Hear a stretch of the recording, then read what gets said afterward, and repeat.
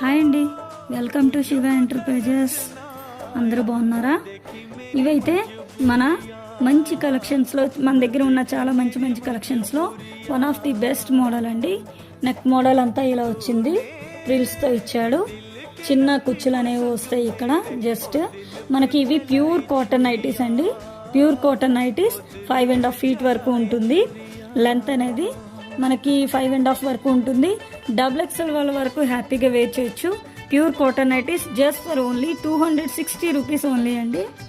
మనం కలర్స్ అయితే చూద్దాము.